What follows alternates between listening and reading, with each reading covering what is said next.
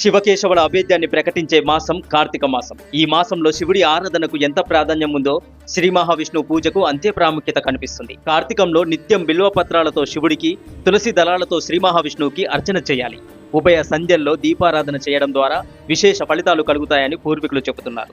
ప్రత్యేకించి సాయం సంధ్యలో ఆవు నెయ్యితో ఆకాశ దీపం పెట్టాలి. ఉసిరికాయ మీద వత్తి పెట్టి దీపం పెట్టినా మంచి ఫలితం కలుగుతుంది. కార్తీకంలో అప్రయత్నంగా శివనామ స్మరణ చేసిన శివలోక సాయుధ్యం కలుగుతుంది. ఇందుకు ఉదాహరణగా స్కాంద పురాణంలో సుమిత్ర వృత్తాంతం చెప్పుకోవచ్చు.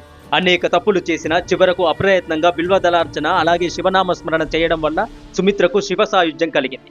శివనామ స్మరణ ఫలితం అలాంటిది. మరి దైవంపై గురితో భక్తితో చేసే నామస్మరణ అనంతమైన ఫలితాన్ని ఇస్తుందనడంలో సందేహమే లేదు. కార్తీక మాసం ప్రతిరోజు ఆలయానికి వెళ్లి నియమ నిష్టలతో శివుణ్ణి స్మరిస్తూ శివుణ్ణి దర్శనం చేసుకొని దీపారాధన చేయాలని కార్తీక పురాణం చెబుతుంది. ఉభయ సంధ్యల్లో దీపారాధన చేయవచ్చు. అలా చేయలేని వాళ్ళు ఏకాదశి, ద్వాదశి, పౌర్ణమి సోమవారంలో నియమం ప్రకారం ఉపవాసం చేసి సాయంత్రం శివాలయానికి వెళ్లి దీపారాధన చేయాలి.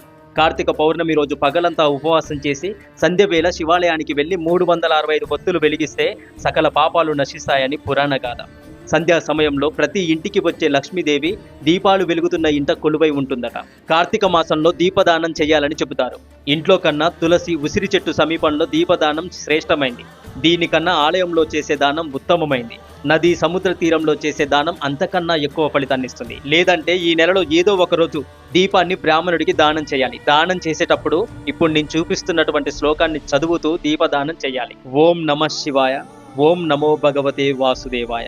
మీకు ఈ వీడియో నచ్చితే హరే కృష్ణ అని కమెంట్ చేయండి. మరెన్నో వీడియోస్ కోసం మన ఛానల్ని ఇప్పుడే సబ్స్క్రైబ్ చేసుకోండి.